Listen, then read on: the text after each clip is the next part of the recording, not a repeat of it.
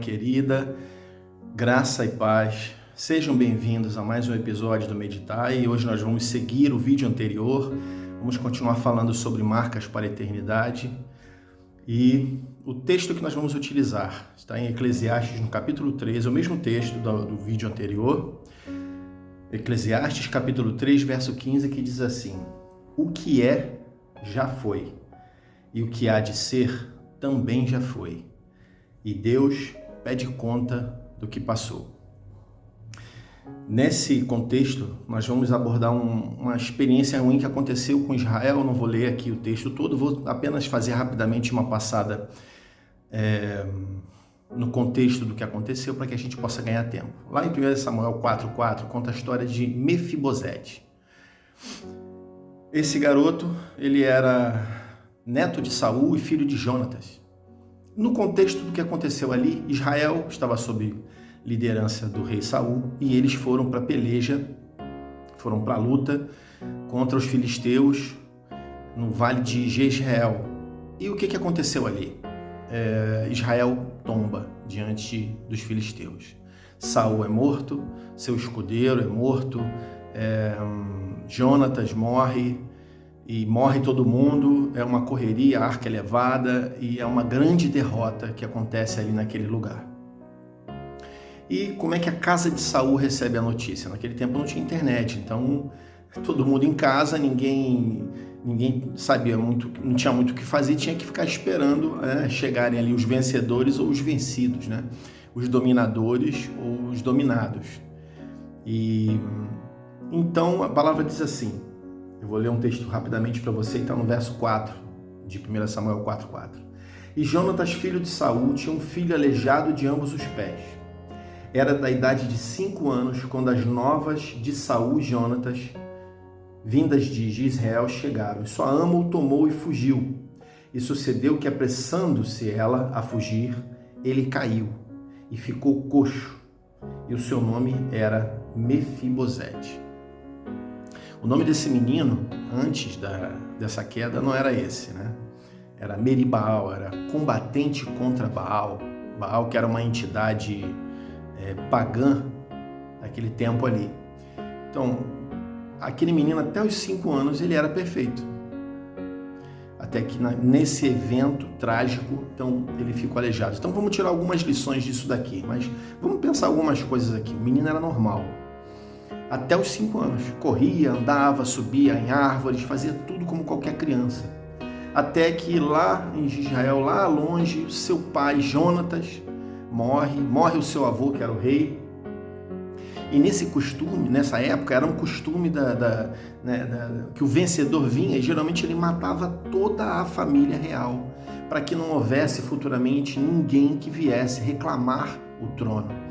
Então, quando chegou a notícia da queda de Israel, não deu tempo de fazer as malas. Quer dizer, o rei morreu, o escudeiro morreu, o Jonatas morreu, o fulano morreu, a casa caiu, a arca foi tomada. Pernas para que te quero. Foi uma correria. Então, a babá, na melhor das intenções, ela passou a mão no moleque e, na corrida, para ajudar, o menino cai. E ele caiu de um jeito que ele quebrou os 2 pés. Como não tinha recurso, era uma fuga, foi tratando em casa e aquilo foi ficando torto e o menino ficou manco, ficou aleijado de ambos os pés. Então a primeira lição que a gente tira daqui é que os bem-intencionados também podem machucar. Veja que a babá era do bem. A babá era do bem. A intenção dela foi a melhor possível, salvar a vida do menino. Ela cuidava dele desde o seu nascimento, né? Ela estava ali para salvar a vida dele. A intenção dela era a melhor possível naquele contexto. Ela estava cheia de boas intenções, mas o que aconteceu? Que ao invés de ela ajudar, ela acabou machucando. Então, algumas marcas mesmo feitas com boas intenções, por boas pessoas, machucam. Segunda lição, rapidamente, é que algumas marcas feitas por pessoas boas podem durar para sempre. Você veja assim, aquele menino era perfeito, mas no momento em que ele se tornou um coxo, aquela enfermidade, aquela condição iria acompanhá-lo para o resto da sua vida. Por isso, querido, escolha melhor as suas palavras, escolha melhor as suas atitudes, pense mais antes de falar, seja mais ponderado, porque uma pérola do rei Salomão é que uma palavra dita, ela não volta mais atrás. Essa palavra mal dita, ela pode durar para sempre. Uma palavra mal dita pode marcar, machucar, ferir para sempre. Às vezes uma palavra dessa vem de um púlpito, vem de um pastor, vem de um líder, vem de um patrão, vem de uma esposa, vem de um marido, para um filho, para um cônjuge. Então, todos nós estamos sujeitos a esse risco, mas é importante seguirmos ali a dica, o conselho de Salomão e termos ponderação. A terceira questão aqui é que algumas marcas que fazemos podem mudar a caminhada das pessoas para sempre. Então pensa o seguinte, algumas marcas que nós imprimimos podem mudar o jeito da pessoa andar para sempre. O menino andava direito, ele era perfeito, corria, brincava, até que naquele dia seus 2 pés foram quebrados. E aí depois que sarou, parou de doer, o osso colou torto, aquele menino teve que reaprender a andar. Então, algumas marcas assim na nossa caminhada, elas podem durar para sempre. Talvez assim essa palavra mude o jeito que você trata seu cônjuge, seu pai, sua mãe, seus filhos, seu vizinho, seus empregados, as pessoas ali que estão abaixo de você, porque realmente algumas marcas podem mudar a nossa caminhada para sempre.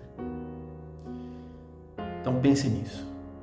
Agora, num outro contexto, nós vamos olhar lá no livro, ali no capítulo 14 do Evangelho de Marcos. Nós temos ali um episódio muito importante que vai marcar a vida do nosso Senhor Jesus Cristo, e é uma marca que vai ser lembrada por Ele como uma marca que vai seguir por toda a eternidade. Relembrando, Jesus está na sua última semana de ministério terreno. Ele havia ressuscitado Lázaro, uma multidão vem acompanhando Jesus enquanto ele vem naquele jumentinho, passando pela estrada até entrar na cidade. Quando ele entra em Jerusalém, Jesus é aclamado por aquelas multidões que exaltam o Senhor e chamam ele de o Rei dos Judeus. É a primeira vez que Jesus vai ser chamado de Rei naquele momento ali na entrada triunfal. Então Jesus entra na cidade, ele vai até o templo e depois ele volta e vai para Betânia novamente. Isso no domingo de Ramos, a entrada triunfal. Na segunda-feira, Jesus vem de novo, entra na cidade e ele vai até o templo. E é aquele episódio da purificação do templo, onde Jesus vem com aquele chicote, bota aqueles cambistas para correr, aquela confusão toda. Na terça-feira, Jesus volta ao templo e ele começa a ensinar. E ele tem uma discussão ali com os religiosos, que perguntam aquela questão do batismo, com que autoridade fazes isto, etc, etc. Jesus cita a oferta da viúva pobre e então ele fala do seu sermão escatológico. Na quarta-feira, Jesus volta para Betânia e aí ele recebe um presente que está registrado no Evangelho de Marcos. Uma mulher, que é Maria, irmã de Lázaro, é só você ver isso no Evangelho de João, no capítulo 12, essa mulher, uns chamam de pecadora, fazem uma confusão danada, mas essa mulher é Maria, uma das irmãs de Lázaro. Ela pega um vaso de alabastro, que era uma pedra translúcida, muito utilizada para fazer ornamentos caros, e dentro dela tem o nardo. O nardo era uma coisa caríssima, era uma substância caríssima. E ela pega esse nardo, né?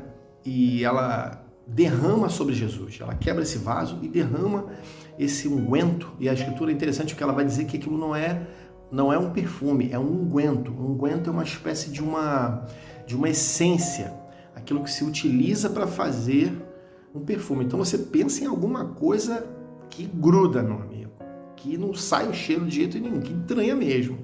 Então ela pega aquele unguento e ela derrama sobre a cabeça de Jesus, e ela coloca aquilo na roupa de Jesus, na orla do vestido e nos pés de Jesus, e seca os pés com seus cabelos, e ela passa em Jesus todo.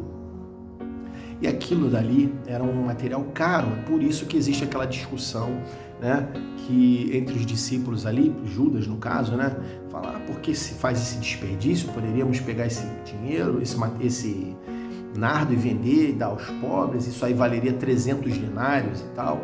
E aí Jesus, e 300 denários, né, cada denário representava uma diária. Então, quer dizer, é muito tempo, é muito dinheiro. Porque se você pensa assim, nós não trabalhamos 300 dias no ano. Então daria mais de quase um ano e meio de trabalho, o valor daquele nardo. Era realmente uma coisa muito cara, né?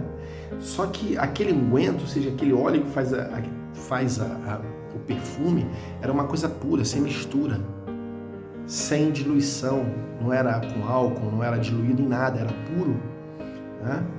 E aquilo tudo foi lançado sobre Jesus, da sua cabeça, seu vestido, a orla do seu vestido, seus pés. Jesus ficou completamente untado com aquela essência. E aí, quando os discípulos reclamam, Jesus fala, está no verso 6, ele diz assim: deixai-a, não a molestais, ela praticou uma boa obra para comigo. Sempre tendes os pobres convosco, e quando quiserdes, sempre podereis fazer o bem a estes. A mim, nem sempre me tendes. Ela fez o que pôde, preste atenção, e antecipou-se a ungir o meu corpo para a sepultura. Na quinta-feira, isso é na quarta-feira, na quinta-feira Jesus é traído e preso. Na sexta-feira, Jesus sobe ao Calvário pela manhã, ele é crucificado, e Jesus morre na sexta-feira por volta das 3 da tarde. 5:30 da tarde, mais ou menos, o corpo é tirado da cruz, tem que ser tirado antes. 6 horas já era sábado, 6 horas da tarde já era sábado, já era o feriado e ninguém podia mais fazer nada. Ou seja, Jesus não teve tempo de ter o seu corpo ungido, lavado, como dizia, né, como eram feitos os rituais naquela época, né, preparado para a sepultura. Então Jesus, ele sai da cruz e vai direto para o sepulcro. E ele vai com aquele unguento no seu corpo. Por isso que Jesus falou que ela se antecipou a ungir o seu corpo para a sepultura. E é por isso também que a gente vê no domingo de manhã as mulheres, né, indo lá com baldes, com panos, aloés, mirra, etc, para fazer todo aquele trabalho que era para ter sido feito na sexta-feira, mas que elas não podiam por força de lei, né? E Jesus sabia disso, mas a mulher, Maria, não sabia. Aleluia. E quando as mulheres vão lá para ungir o corpo, né, não precisa mais. Não precisa mais. Por quê? Porque Jesus já havia ressuscitado. Aí eu pergunto a você, querido, ele ressuscitou com que corpo? Pergunta de teologia. Com o mesmo corpo, não é isso? Ungido, perfumado. E se eu te disser que Jesus subiu no mesmo corpo que essa oferta dessa mulher provavelmente chegou até o céu? Afinal de contas, Jesus ascendeu aos céus no mesmo corpo. Não é isso? Olha que coisa maravilhosa. Para toda a eternidade será lembrado o ato dessa mulher. Então, o que isso quer dizer, queridos? Para a gente concluir nossa mensagem. Que algumas coisas que nós fazemos duram para sempre. Marcam pessoas para sempre. Tem coisas que a gente faz para alguém sem imaginar a profundidade daquela ação na vida da pessoa. Nós não imaginamos. Então, assim, tem coisas que você ensina, que você que você faz, às vezes é uma oferta, é uma ajuda, às vezes é uma visita, um ato de amor, de carinho, sabe? Uma ligação, uma preocupação, algo que você faz que marca a vida daquela pessoa, cria uma impressão na vida dela. E aquilo ela vai levar para onde ela for. E aquilo muitas vezes é transformador, porque às vezes é uma chave que vira para uma pessoa entender o que é piedade, o que é misericórdia, o que é amor fraternal, o que é evangelho. Às vezes um ato assim transforma uma vida, uma família para sempre. Nem sequer fazemos conta das ações que praticamos, do bem que estamos fazendo, mas a Escritura ensina que é isso que nós devemos fazer. Aquela marca boa que você faz, aquela pessoa vai levar para o resto da vida, para onde ela for. Nesse caso aqui, nós temos uma mulher que fez uma ação para Jesus e ele literalmente levou com ele para o céu. Já parou para pensar nisso? Então, voltando aqui no texto, o que é já foi. O que o pregador nos ensina, de Eclesiastes, o grande rei Salomão, ele diz que o que é já foi. Então nós devemos viver de um jeito que quando o que é se transformar no já foi, as marcas deixadas por isso precisam ser profundas, abençoadoras, gratificantes e eternas. Então a última parte desse versículo de Eclesiastes 3,15 diz assim: e Deus pede contas do que passou. Então nós um dia estaremos diante do tribunal de Deus, queridos, todos nós. Os ímpios para julgamento, os justos para galardão, mas estaremos diante do tribunal de Deus e vamos dar contas a Ele, sabe? Deus, nós vamos dar contas ao Senhor da nossa mordomia, do nosso jeito de ter sido gente nessa terra, como nós fomos como pais, como mães, como esposo, como esposa, como filhos, como servos, como líderes, como pastores, como patrões, como vizinhos, né? Então, que isso fique como um recado para que a gente pense, pondere bastante as nossas atitudes, porque tudo isso, Deus um dia dará conta. Marcas para a eternidade. Deus te abençoe.